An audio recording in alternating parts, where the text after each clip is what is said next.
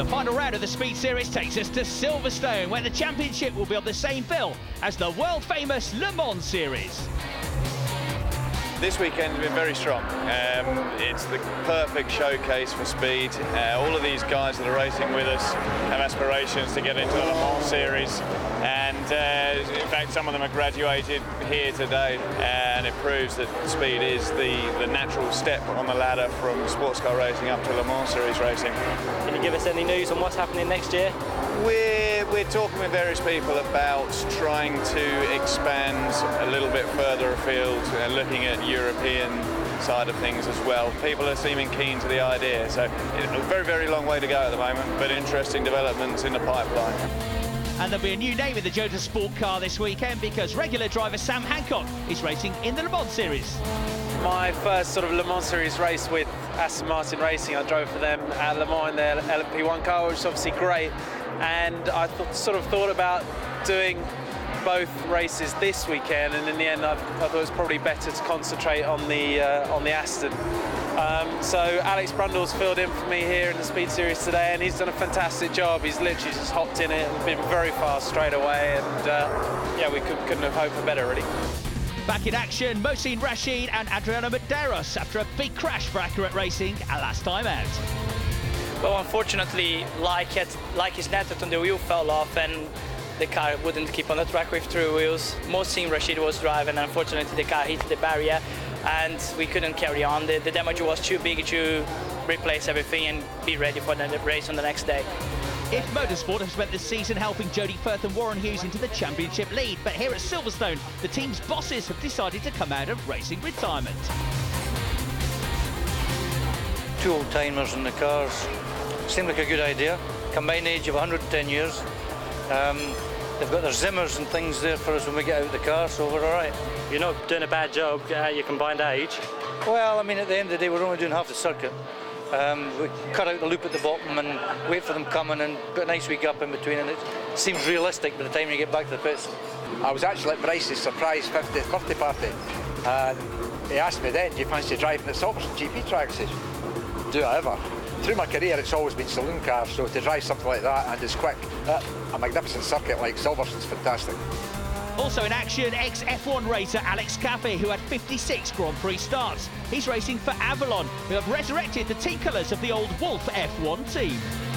It was great to be at Silverstone again, you know, and it was with a new track, so finally I think I drove in Silverstone with three or four different circuits at the moment. This last one is really beautiful.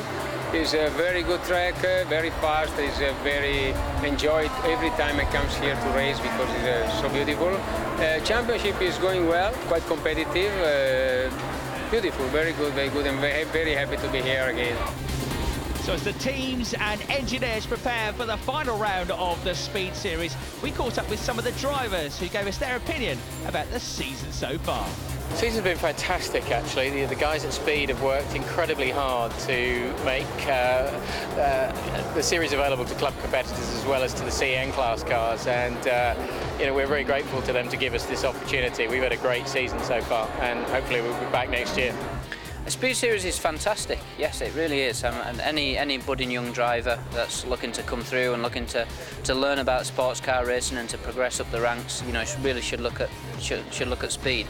Having experienced Radicals and looked around at all the other different championships and types of cars available, we eventually came to the conclusion that the Speed Series and the sort of cars that race in it are the most representative training ground for anyone that wants to move up to higher levels of sports car racing in the prototype categories.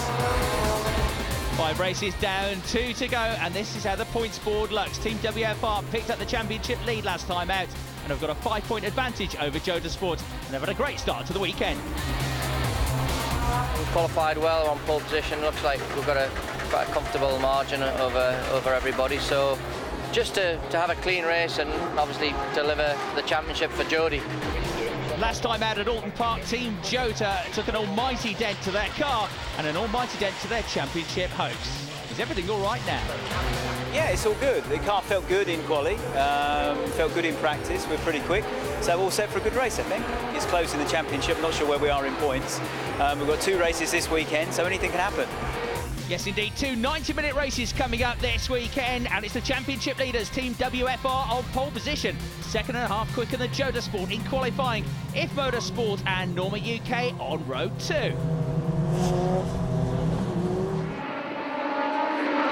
The race then about to get underway, the rolling start, and it's a great start for Team WFR and Warren Hughes, the number 45 machine, just about squeezing around the outside of Copse Corner to get ahead of Alex Brundle in the Joda Sport car.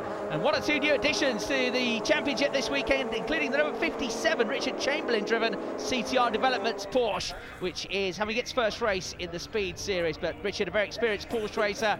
The leaders then down the Hanger Straight and into Stowe Corner on the brakes, and you can see there's been some oil spilt on the circuit from a previous race, so that's been treated by some cement dust by the marshals, but it's still going to be a little bit nervy on this first lap. There's one of the RLR Motorsport cars, number 1, James Rigby, trying to work his way up through the field.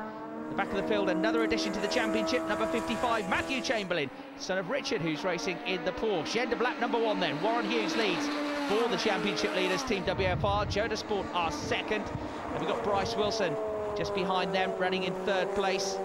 So Alex Brundle then in his first ever sports car race, very solid first lap for him, for the team that's trying to wrestle the championship away from 3 times winners, Warren Hughes and Jody Firth. They've won 3 times, and Joda Sport have won 2 races this season. The only bad race for Team WFR really being at Snetterton when they were running at the top 2, battling for the lead until a late electrical problem. Brundle continuing to chase hard then, extremely experienced despite his youth in terms of single-seaters, but sports prototype racing, very new to him, but he's acquitted himself very well in the free practice and qualifying sessions and in the early part of this race, and he's hanging on to the tail of the vastly more experienced Warren Hughes. There's the Porsche of Richard Chamberlain again, number 4 Ian Simmons in the Accurate Racing car, and number 21, another addition to the championship this weekend, is Jamie Orton, former Caterham racer in the Mansell Motorsport Radical. There's another Radical, number 72 Graham Hill, which has been winning the class quite a lot this year, Class C for the motorbike engine cars, but he got off to a fairly sluggish start in this race as the leaders come through and into Copse Corner at the end of another lap, the gap increasing between the top 2. There's our third place car then, Bryce Wilson, out of retirement as we heard at the top of the show. The battle for 4th, pretty tight. Tom Bradshaw in the RLR car, and just behind him, Nick Padmore, who's raced everything from middies in historic racing through to sports cars, British GT, Fun Cup, really experienced racer, and looking for that team's first good results of the season.